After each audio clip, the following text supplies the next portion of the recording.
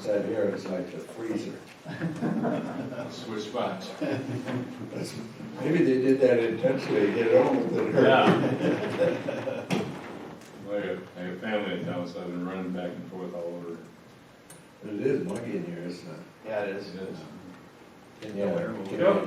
Run the air No, I without, looked at it. without forcing this thing down here, without the deep freeze running. Maybe just circulate some air.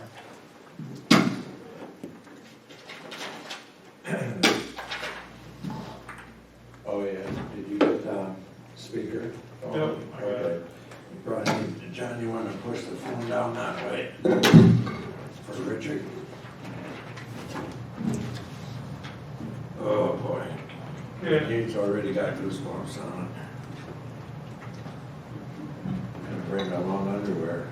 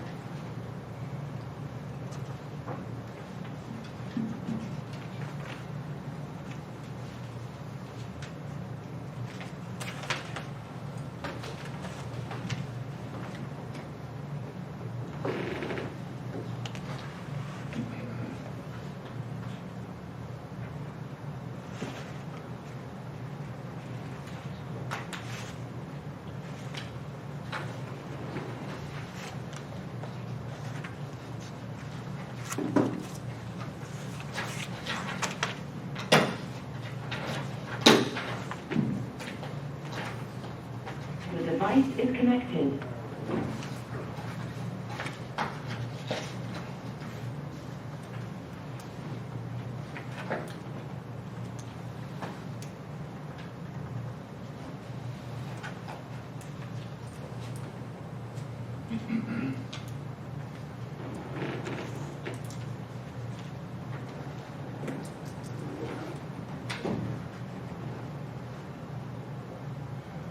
Somebody zooming in. Karen is, so Okay. that'll be it. So once that's done, I'll shut it down.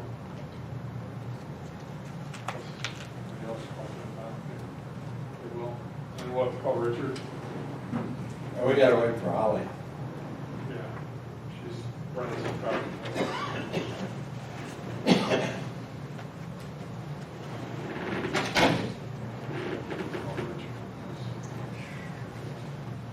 Thank you. Hello.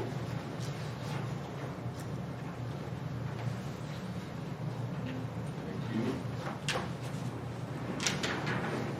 I got the check detailer.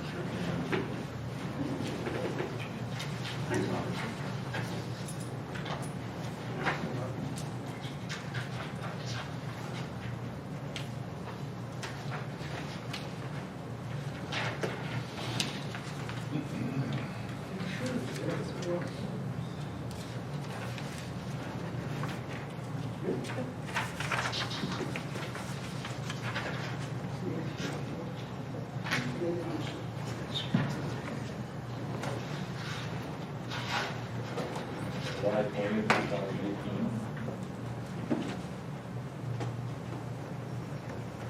Typo. Holly.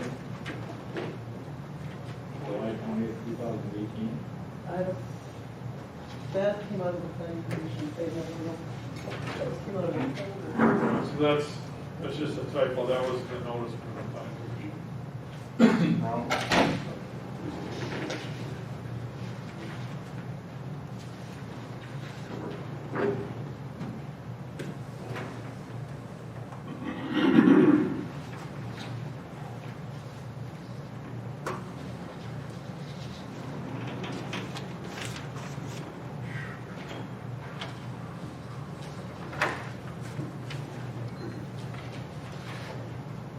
You get a hold of Richard? I'll do that right now.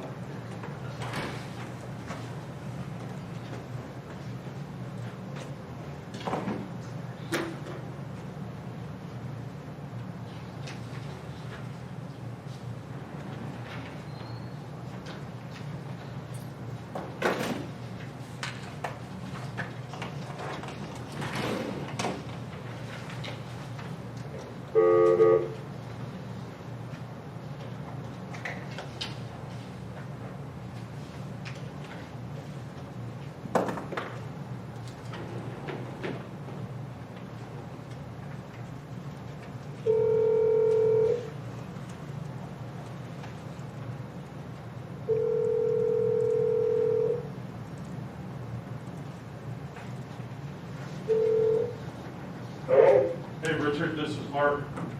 Oh, hi, how you doing? Good, we're just calling you for the council meeting. Ah, all right. It's that time already, huh? Yeah. Yes, it is. I'm fun and having fun. Yeah, we'll wait. We still gotta do roll call individual each time, correct? Since there's one that's not here, is that correct? That is correct. Okay. Okay, special city council meeting for August the 12th of 2020. We'll start by doing the pledge of allegiance. All stand and remove your head here.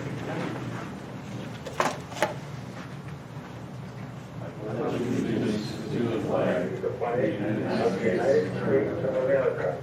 and to the republic for which it stands, one nation, under God, indivisible, with liberty and justice for all.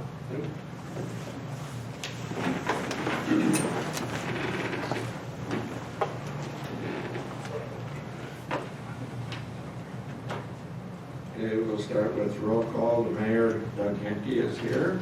Councilman Tom Dart, President Ben Ritzigo, Councilman is present. Should they say here that verbally? That's fine. Okay, here? Here. John Morrison, I'm sorry. Here. Lights are great, aren't they? Richard Nielsen, you're by Zoom. Can you say here? I'm here. Here, okay. And Mark Paulsing, City Administrator, is here. Mark, hello? Here. Okay. We'll go with City Attorney Scott, right? Here. How about the two engineers that we have, Joe and Gary? You both here? Here. Okay, everybody is present. Okay, dokey. Next on the list is citizens' comments. Are there any comments from anybody in the? I guess I've got a Okay, question. if you will step forward over here and give your name and speak loud, we'd appreciate it, sir. My name is Jack Metcalf. I just had a couple of questions in regards to the business park. So I was trying to figure out, with building the business park, are there any firm commitments for businesses to come into the business park, or are we just kind of adopting that if we build it, they will come approach? That, Yeah, there's no firm commitments, no, it's, more having available lots for businesses that might be looking to expand or locate here. We received a grant from the state for half the cost of that project. And so, I guess my other question is, for the other half of that, what is the financial impacts of residents? So is it gonna be done through assessments, or, is it gonna be paid through municipal bonds, or how's it gonna be? Yeah, it was bonded for. That project involves two parts. One of them is an extension of sewer and water and electric from Second Street all the way up to just east of the Goodyear County Highway Garage building. And so the system's looped through the whole city, sewer and water. That's about approximately half the cost. I can give you this quick breakdown, like tomorrow or Friday. And then the rest of it would be a combination of it for lots. If and when they're sold, there would be revenue, tax increment financing through new development, new buildings, and then assessments, and then tax levy. So until something goes in there, it's phased in, phased in for like 3 years. It starts at a certain amount, and then it goes up every year to like maybe 40,000 a year. That's what the definitely will be. But as we sell lots in there, then hopefully that will kind of go down. So I can give you, or email you what the breakdown is, the impacts on taxes and that kind of stuff. That'd be great. And the last question I had, the council meeting on March 10th of this year, I saw that it was, Kenyon PD was asked to provide coverage for the school. Is that going to happen? Maybe leave? No? But, you'll take one. Okay. Thanks. Yep. anybody else for citizens' comments? Asking again, anybody here for citizens' comments? Okay, we will pass on that then. Adopt the agenda, and there is going to be Two items. two items added to it, and Mark, if you'll take Okay, it so from the there. first item would be the request from Plum Disposal to increase their rates based on that new ordinance that is pending to be passed by Goodhue County, where all the waste has to be hauled to Red Wing. So that can go either under legal, probably be legal, because that's a contract that the city has, so I think that should go under B, legal. And then the second item is the Marianne Weston conditional use permit application. That can go under C, under new business.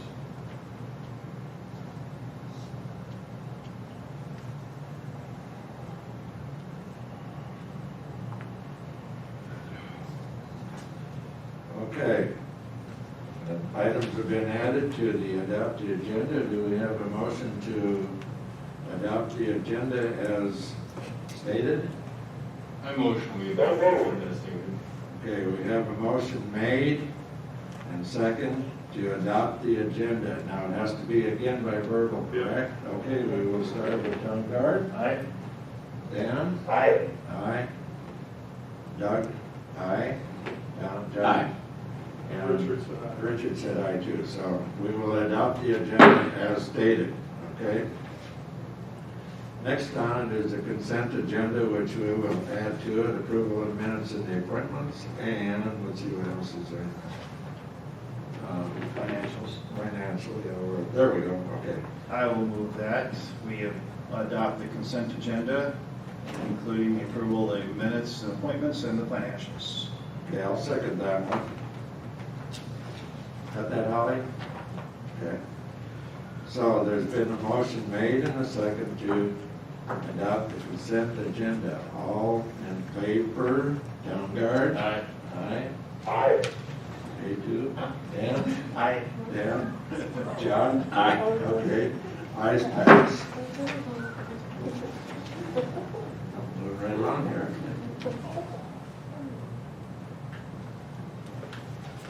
Okay, presentations and public hearings, recognition, proclamations, and I think that'll be with Karen. Is that correct, John? Yeah, that, Or I you should want say to Mark? go ahead and Power open. off. Oh, You boy. want to go ahead and open that. She hasn't zoomed in, but we can go ahead with that hearing. I can go through it. You're familiar with it? Yep. Okay.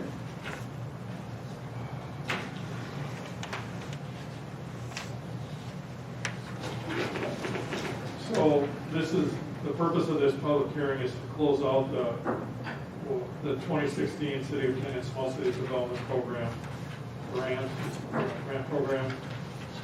There was three components to this, three parts to this program. One of them was residential rehab. And I'll just do a quick breakdown.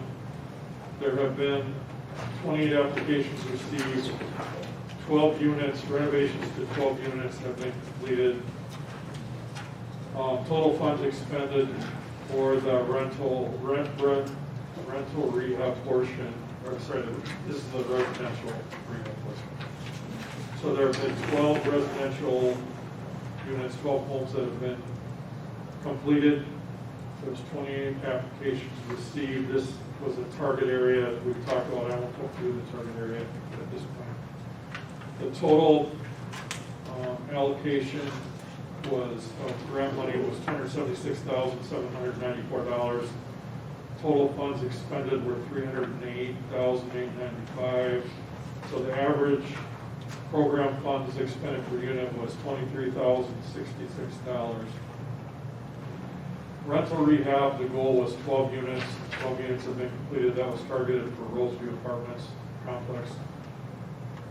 There was $120,000 in small cities funds and $64,000 in private funds. So the total expenditures for that part of the grant was $184,000, which equaled about $15,369 per unit. And the final part of this was commercial rehab, which was in the downtown area. There was 10 applications received, and 6 were completed. So there was a total of $163,526 expended. which equated equal to $27,254 in total funds expended per building. The public hearing is a requirement of this program, basically to see if there's any comments on it. You also have a breakdown in your packet of and a map of where the funds were spent, where they were utilized. Again, I won't go through each one of those, but there's a breakdown in the packet of that. As you can see, it was a very successful program. Most of the projects happened in 2017, 18, into 19. So this was, again, an application that was submitted in 2016. It was a competitive, most of these programs is a competitive statewide program which utilizes HUD community block development grant funds and some state funds. And it has been used by communities all over the state of Minnesota. This is probably the third time that Kenyon's been involved with this program since the 60s. So this is a really good program if you can get funding, but it's very competitive. So anyway, so I guess, we didn't have any issues or anything per se with this. I've been satisfied with the program. It was administered through SEMCRA, Southeast Minnesota Multi-County HRA, which the city's a member of. And they did a good job, great job with it. So I guess I don't have any other comments. I don't know if the council or anyone else present has any questions or anything on it. So if I'm reading this right, the total investment in Kenyon was almost $654,000. Yeah, that was the grant. So,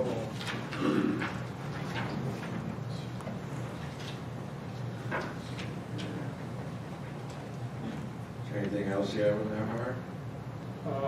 no, What about Karen? Karen did not zoom in, so I guess she's not present. So I don't know. I think there's a.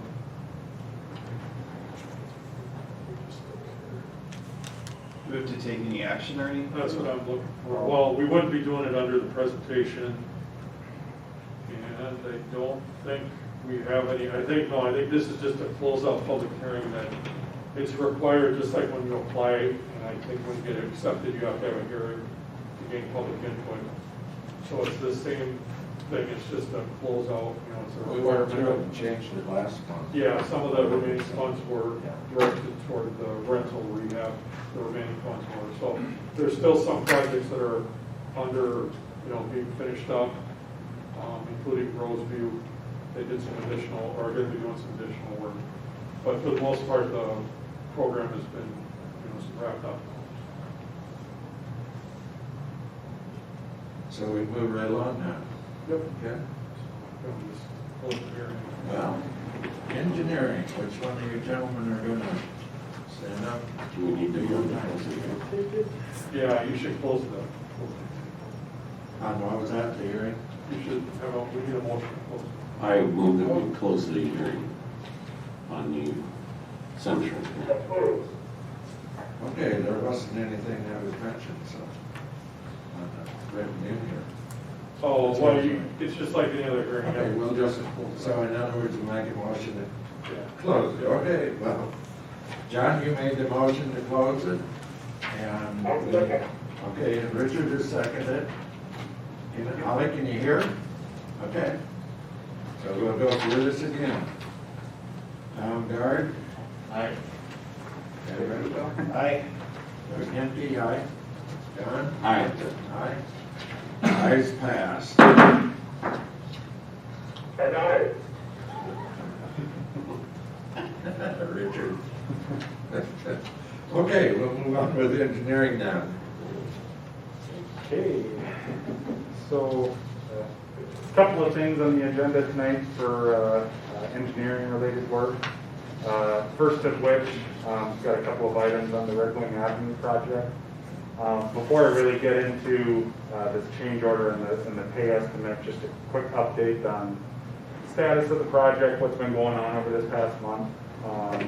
In late July 24th to be exact, the contractor completed what we were calling Milestone 1, which is basically the northern the northern half of the project. They included what we had required of them to complete by the July 31st completion date, and actually finished about 7 days earlier. So just in short, what that work included is all the utility work north of 5th Street. You saw a bunch of the curb and gutter that went in, a lot of the sidewalk, and then also the paving in the alley in the municipal liquor store parking area.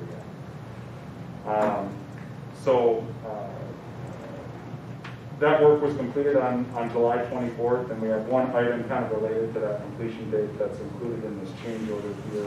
But before I get into that, more recently, over this past couple of weeks, you might have noticed the contractor shifted to the south half of the project, and they've continued with their utility installations in that area. If any of you have had a chance to walk out there, some of the excavations have been significantly deep.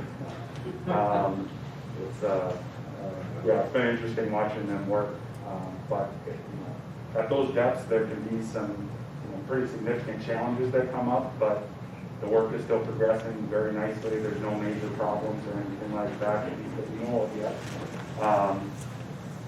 So it's really going well. Really the same old story as we had last month. They're moving right along with it. Talking with them on their schedule, they still think they're on track for completing the project and having everything substantially complete with the first lift of pavement down by the end of October. So, any questions on progress up to this point before I get into the change order items? No?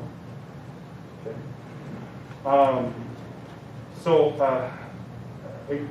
There's two items that are included in this change order. The first of which you guys were notified of shortly after our last city council meeting. With Rosefest being canceled, there wasn't a need to shut down that portion of Red Wing Avenue anymore. And this is a request that the contractor's been making for quite some time, even before that last city council meeting. Is if Rosefest was canceled, is suggesting that we pull that paving requirement, which was the first half block of Red Wing Avenue to be paved for Rosefest, to remove that from the requirements so that they could use that road as an access road, and also just to prevent any issues with coming up. There's construction traffic that's coming around the area. They should be going around that area if the new pavement's down, but realistically, there's going to be stray trucks here and there. There's going to be damage to that pavement. So the request that came in is that we pull that pavement from the milestone 1 completion requirements. So after that email went out, we checked in with you. We issued a field order basically to give the contractor direction that he needed at that point. But we've just included that in this change order here tonight just to give the council an opportunity to weigh in on anything else that, any other comments or concerns that you may have related to that matter. Any questions on that one or anything like that? Okay. So the second item number 2, that's included in change order number 2, is the addition of some storm sewer in the area of 8th Street. If you could scroll down just a little bit more, Mark, to show that picture. So if you might remember way back to when we put together the feasibility report for this project, this was a portion of the project that was actually originally planned as part of the project. The whole goal with the extension of storm sewer through this lot was that right now all the stormwater just discharges overland into this lot, and it's just kind of a big wet sloppy mess in this area. So we were hoping to extend stormwater or storm sewer through the lot, so that type of condition would no longer exist, and you could just clean up that whole area. There is also some flooding that happens quite regularly on the north end of the trailer park there, just as a result of all that water draining overland.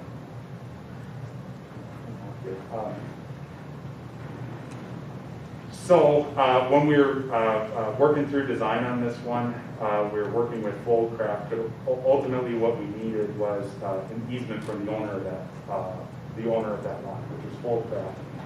when we first went and talked with them, and even after a couple conversations after that, they were not for allowing any type of easement. So it got to the end of when we had put together the plans and we still didn't have this easement, we weren't going to be able to extend the storm sewer. So what we did is we made a last minute revision to the plan and removed this storm sewer from the plan with the idea that, okay, we'll have a couple of more months during construction to work with Holdcraft and maybe we can get an easement at that point. That's where we're at tonight. Over this past couple of months that they're meeting with Holdcraft, providing them with additional information related to this project so they can get more comfortable with what's going on here. And to date, they've given us a verbal approval that they'd like to reach an agreement with the cities that we can do this.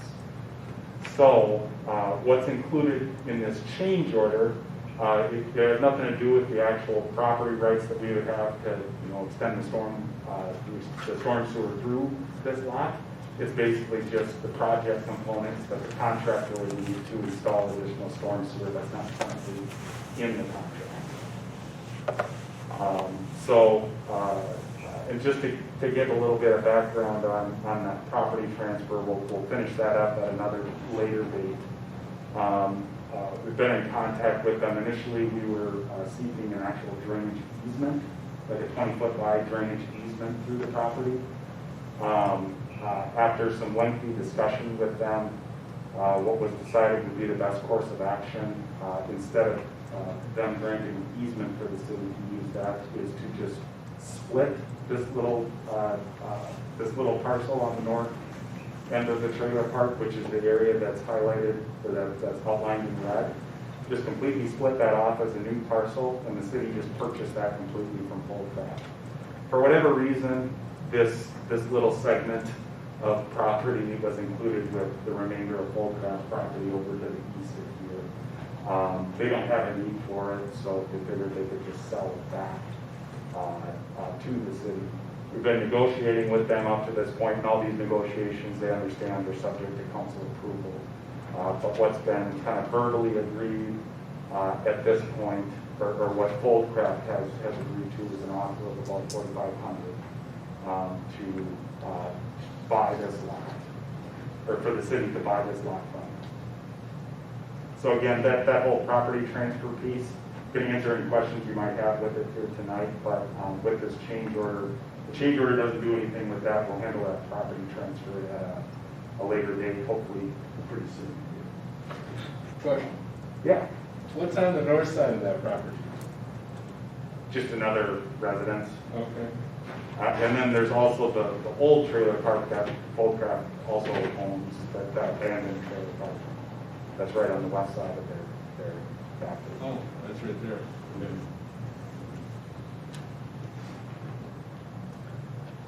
So, I guess as far as this change order goes, like I said, it included that, basically a confirmation of that date revision to the milestone 1 completion requirements, and revisions to basically the project quantities of pipe and manholes needed to extend storm sewer through this area. When we make this revision, there's pieces of the old plan that we remove, and then there's pieces of the new plan that's included in this change order that get added back in. So basically the net change in the contract, and what I just provided you guys here with tonight was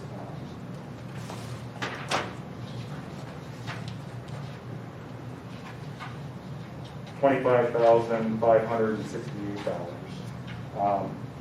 This would be a storm sewer cost. If you remember back to the feasibility report discussions, storm sewer is not an accessible cost. This is a 100% city cost, so it wouldn't affect anybody's assessment on this project, just some additional storm sewer costs. One thing I did want to make a point of, I mentioned this project is going well up to this point. There hasn't been a lot of unknown conditions that have come up. It's going pretty smooth. When that happens, it basically means that it's going to end up, what I'm seeing is going to end up costing the city less to actually construct the project. When we bid this out, this is not a lump sum contract where we just get one price, and once it's done, you have to check for that amount. This is a unit price contract, so the contractor gets paid only for the quantities that are actually installed. So just as an example of some of the savings that are coming about with this, one of the things that we add into the project quantities is subgrade soil corrections, or to address issues like, there's some soft clay soils on the project, and we're doing a roll test before all the aggregate base goes down and the pavement goes down to make sure that there's enough strength. In some cases, those soils are too soft, and we need to take additional depth of that subgrade soil and add in more rock. In this particular case, the subgrade soils have been excellent, and we're using way less than what we had originally projected. So that's coming out as a cost savings. Even with this $25,000 change order, I'm still not seeing any evidence that would suggest that the project is actually going to reach the original bid amount. No big rocks in it, in other words. What's that? No big rocks like there was on Yeah. First Street. No, Okay. no, Yeah. it's been a lot better than what happened on Second Street there. So. When you're completed with that, I do have a question for you. Go ahead and finish. Okay. Yeah, I think that was pretty much it for change order number 2. I guess, unless you guys had a specific question on it, basically just looking for a motion to approve change order number 2. I don't know exactly where we're putting this into it, but I do have a question on this here is, a third acre.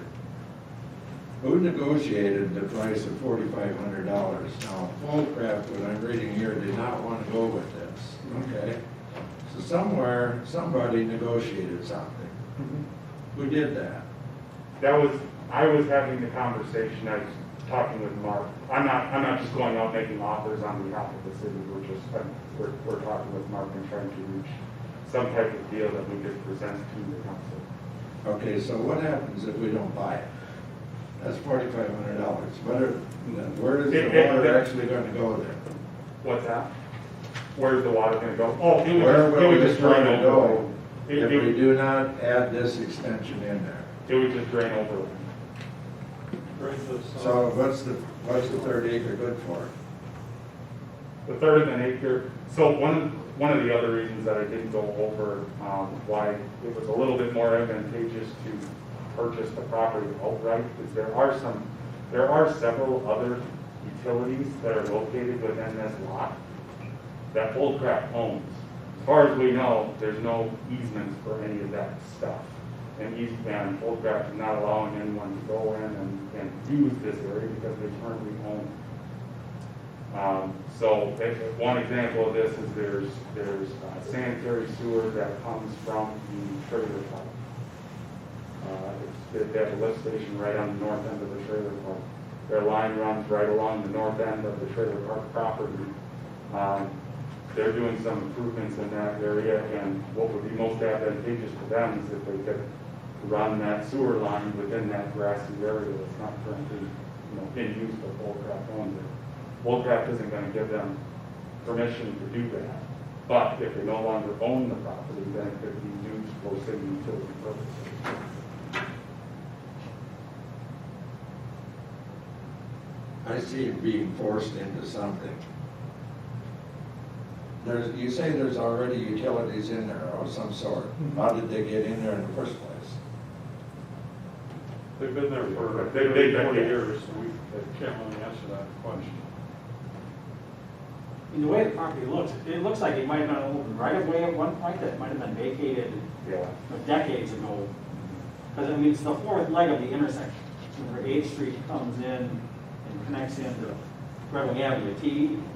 You look, the size of that lot going out to the east is the same size that the right of way would have been. Yeah.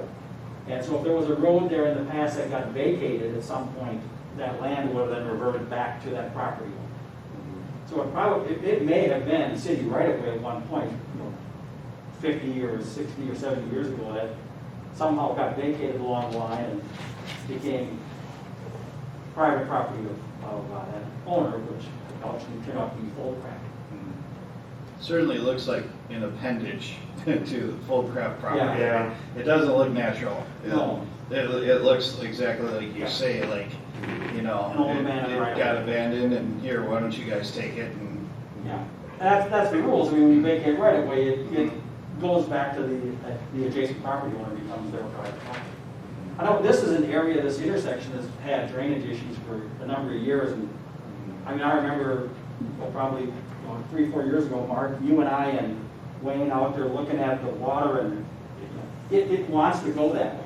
You know, it naturally is trying to go to the east, and it is just a bad situation right now. There's no storm sewer there at all. And we had looked at, if we needed to put a pond out there, we had looked at some different options, and ultimately the best option was to get that storm sewer installed at the intersection and pipe it out to the east until it could discharge where the natural low areas were. So that it cleaned up that intersection and got the water, Away from. 100 feet or so east to where it could discharge more naturally. And that was the original plan in the report, but Foldcraft, the owner of the property, wasn't willing to grant an easement at that time. Of course, once they found out they had to pay an assessment for the project, well, then there was negotiation because now they owe us money for the project, so now we can negotiate a price back to get the easement and allow us to put the pipe in. How much would they have paid?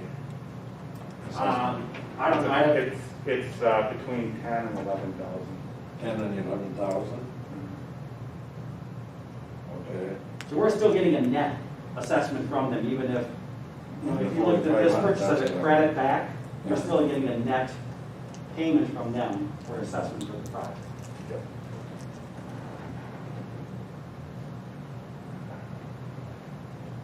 I think for the price, I think we're getting a really pretty good deal. As far as what all worth the city is gaining from this, for $4,500, that seems like a real good deal. it looks like we'll eliminate a bunch of headaches. Yeah, that's what I was gonna say. If we've already got easements under there that we don't have a legal way to get to, but, if something goes wrong, we're gonna have to deal with it. We might as well deal with it now. Oh, and we can target the water problem at the same time, and we have the utilities right there. And that property is never going to be buildable. Yeah. With the way it sits and with the way the water is flowing across it.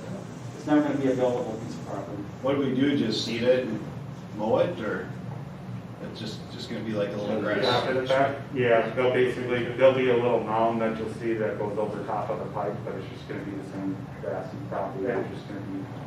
I think storm sewer extended through it. And, one thing that's important to point out, let's say this change order is approved tonight, and this whole deal with the property transfer falls through in the next month. We've set this design up so that storm sewer can still drain over the land if we don't get that property transfer. And basically what would happen is it would just discharge right at the edge of the right of way at the west end of this property. And that's the way that it would be. But if you can extend it, the storm sewer as a whole through this area will perform much better. You won't have those drainage issues that are on the north end of the trailer park there. So, say it again, what would be the reason why we wouldn't extend the storm sewer and have drainage Just instead? if the deal falls through, Oh. they change their mind, or you guys change your mind, you don't want that piece.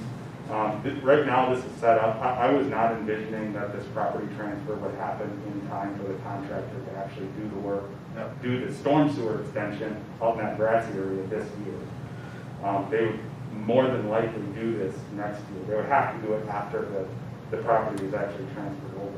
So in the meantime, they're going to install their storm sewer right up to the edge of the right of way. That's what will happen this year. Get the property transfer through, and then when they come back to clean up, do their finish up items next spring, then they would install the remainder of the pipe.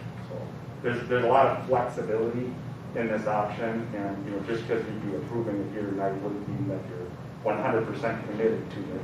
I guess the deal really wouldn't be done until the property transfer happens.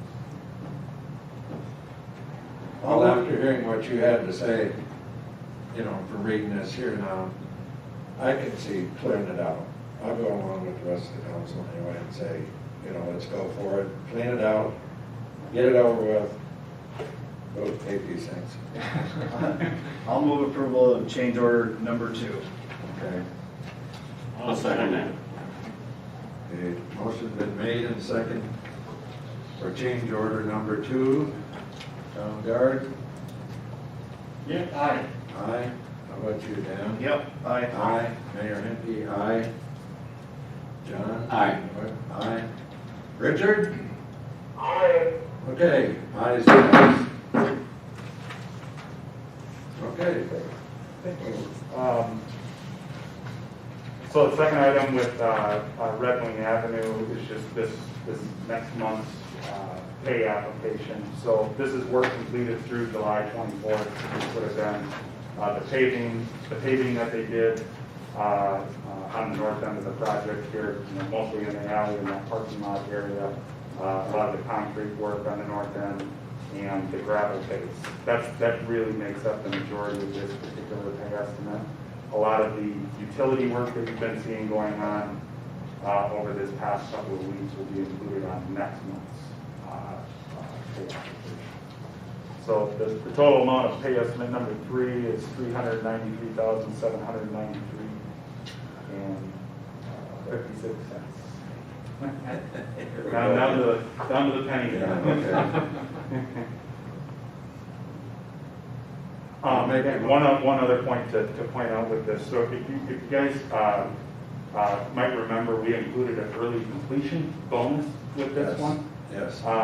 So that amount was $1,500 a day for up to 7 days. So that's what the contractor did to actually finish this work right on that 7th day. So that there's an amount of $10,500 in early completion bonus that is included in this partial pay. Well, I'm gonna make the motion then, pay request number 3. Have a second on that? Second. Okay. Motion been made and second for pay request number 3 for Winchell Construction. Tom, Gart, Aye. Dan, Aye. aye. John? Aye. Richard? Aye. Aye. Ayes, passed. We'll pay the bill. You know, I like what you've got in here, that we've only used roughly half of the subgrade soil needed to date so far. That's great. Doing good. Okay, so next item is update on the CEA Kenyon Business Park project.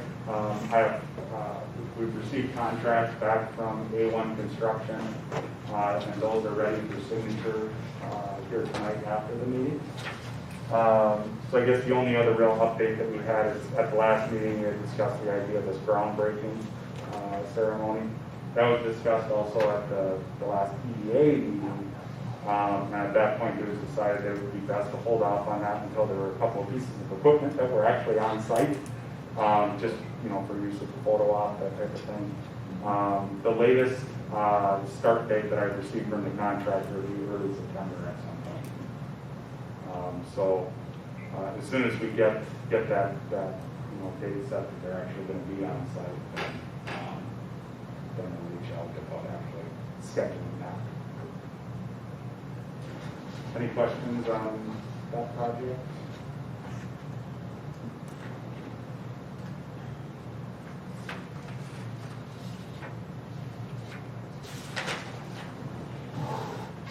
Okay. So this last item in engineering is just an update on this FEMA flood repair project. This one's been sitting dormant for a couple of months now, and we just recently heard back from FEMA. Several months ago that we submitted a bunch of information to them, basically proposing, here's our project, which is shown up on the screen here. Involved a bunch of stream bank stabilization, the addition of some culverts, riprap in that Riverside Park area. We've recently heard back from them. The amount of grant funding that they have approved at this point isn't as much as what we were hoping for and expecting. it's a completely normal thing in dealing with FEMA, that there's back and forth. But the important thing to take from this is it looks like there is actually some movement on their end. And I've been talking with them over this past week here. So over the next couple of weeks, we'll continue to work with them and try to get that grant number up. And then we can take that back to the city council to see if you guys would like to move forward with the actual project. So Derek, I had one question. Was FEMA's initial, estimate of what they would fund based on quantities that were not correct, that were too small, too low? That was FEMA's. Yeah. So if they get that adjusted, then we're hoping that's the idea. Yeah. It was an issue that I discussed with them several months ago. Apparently it wasn't caught. So, just today I submitted the reasoning for why this number should be higher, and I'll be talking with them again here soon, and hopefully we can get that bumped up.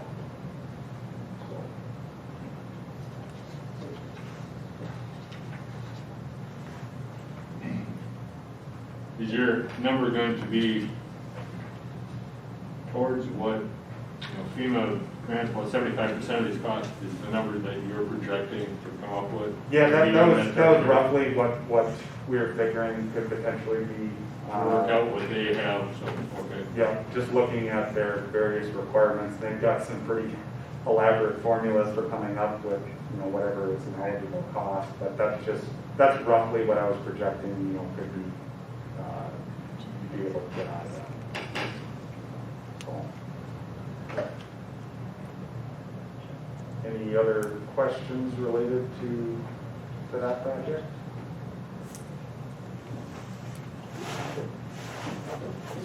That's all. Thank you. Yeah, thank you for engineering. Appreciate it. Thank you very much. Well, we'll start off then with legal. Attorney Riggs? You want to jump on, Mark? So, a couple things under legal. I'll just start with this. The planning commission a few months ago discussed several areas of the ordinance that they would like the council to consider amending. So this issue was the combination shop house mixed-use buildings in any district in the city. And it concerns the concept of trying to regulate combination mixed-use shop, commercial, residential buildings. This issue has come up in some Minnesota cities recently. Last year there was a party that was considering a proposal for that type of building in an ag zone area. And it's a building that could be used as a shop or a barn, and then also that owners would live in. These types of buildings are permitted in the county, but they can present issues for cities, especially if allowed in residential areas. So there was some question about whether this should be regulated. It's not currently regulated in the code, in the zoning ordinance in chapter 5. So this went to the planning commission. The planning commission recommended that the council refer this matter to the city attorney to draft language that would revise the zoning ordinance to address combination structures. So that's what that item is. So that's what we're asking to get authorization to have the city attorney draft language that would regulate this type of structure. So, questions on that? I'd be concerned with if you were in a residential area and one of these popped up and all of a sudden there's commercial traffic and everything. I don't think that's a good idea.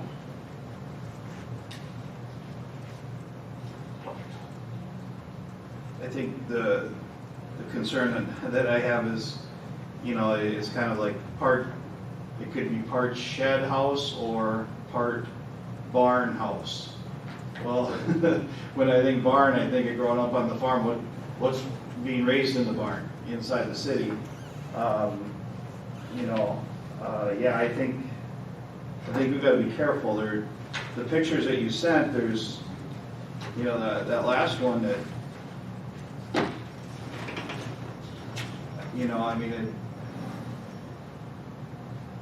some of them are awfully big and look awfully industrial or commercial. So then you just have to be careful there. Well, a building this size would fill the common lot. Yeah, it would have to be more in like an ag zone where lots are 2.5 acres or bigger, Yeah. or something like that. But people could maybe try to build smaller ones in the residential area, but right, they don't fit very well. No, and like Dan says, what's going on inside of this barn? I would, yeah. And like John said, commercial traffic in and out, perhaps, wouldn't fly very well in the neighborhood. No, it's good to generate a lot of traffic, that's correct. So the thinking is for the attorney to look at sample language, take that to the planning commission, have the planning Yep. commission discuss it, and then have it come back here? Yes, correct. And Exactly. okay, so it's not necessarily to open this up for anyone to build anything they want, it's more of getting language in so we can put parameters in Right, place. and we'd have to have some kind of hearing before anything was Mhm. considered for adoption anyway, but right, that's correct. Okay.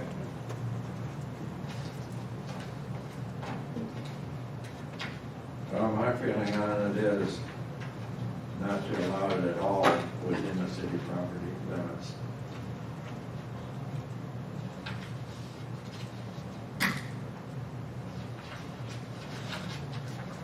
So So we would need a motion. That's all. okay, I move we direct the city attorney to draft some language concerning this for future possible ordinance. We'll second that. John Dart? Aye. Aye. Mitchell? Aye. Aye. Martinke, aye. Aye. John? Everybody said aye. Ayes passed. Got that? Thank you. Okay.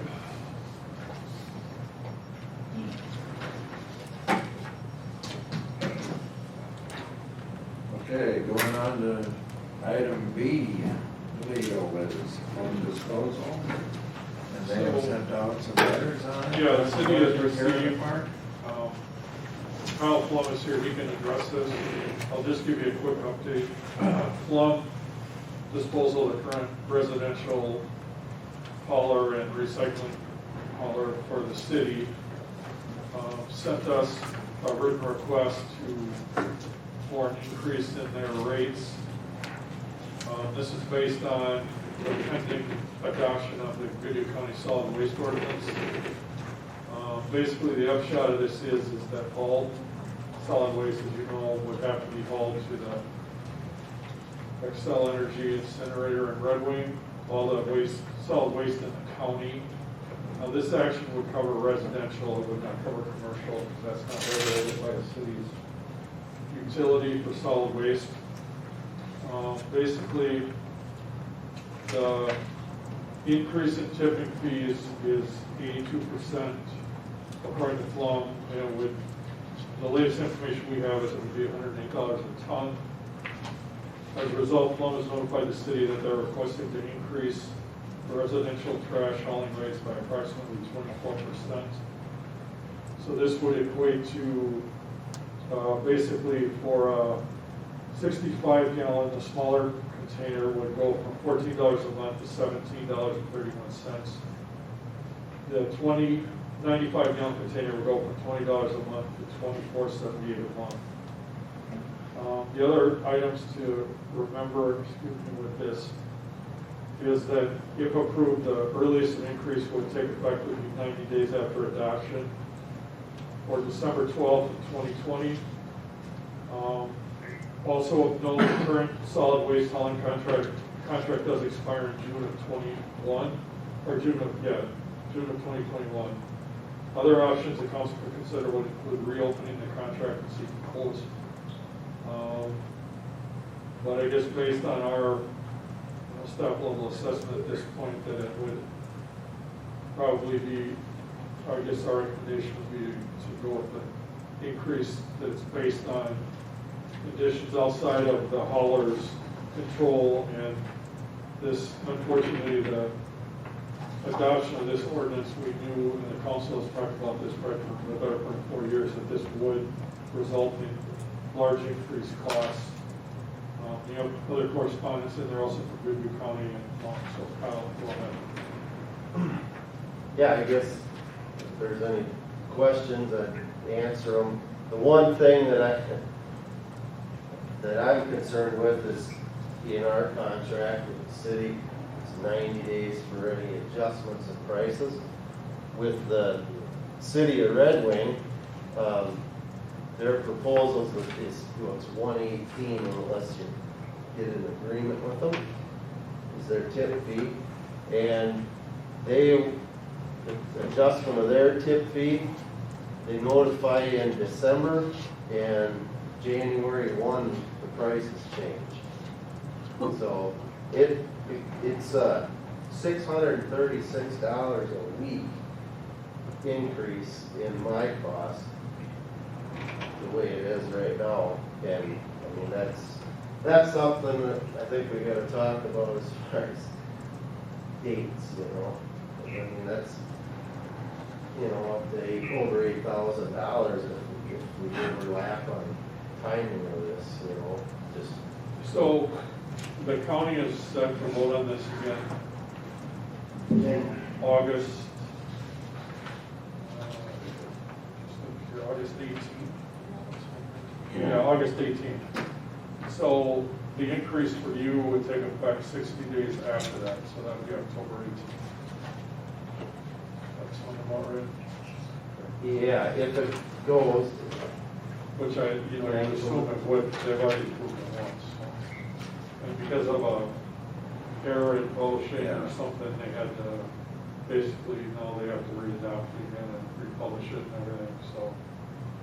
So they already approved it. Yeah, The so- technicality means Yeah. they'll approve it again. Sure seems that. So, yeah, I'm not in favor of reopening and seeking quotes. This is not their doing. This is just a big Red Wing swindle. Yeah. And it's been going on for 20 years, and they finally got their way. And this is a big subsidy to keep a failed operation in Red Wing going. It always has been, always will be. And they got the power to do it, and the rest of us in the county are screwed because of it. They're a bunch of crooks, and I've said it before, and I'll say it again. They're crooks, and they're screwing over the rest of the county. They made some bad mistakes, like Dan said, some years back already, and the rest of us are winding up paying for their mistakes, so. The facility is built, and they haven't got it approved. Yeah. Yeah. That's They built something, isn't it? They built it 40 years ago because they were going to make money. And that's what it was in the Red Wing Eagle, in the front page, we're building a facility to make money. They didn't. And then first they got rid of their landfill, and they got that to the county in the 90s. That wasn't enough. And then they couldn't operate this facility. It's a big boondoggle. And so they've kept going for years to get the rest of the county to subsidize it. They finally got it. Not done yet, but, and also in my letter, it's like, I don't want this unless we have to. I mean, until it happens, I'm surely not going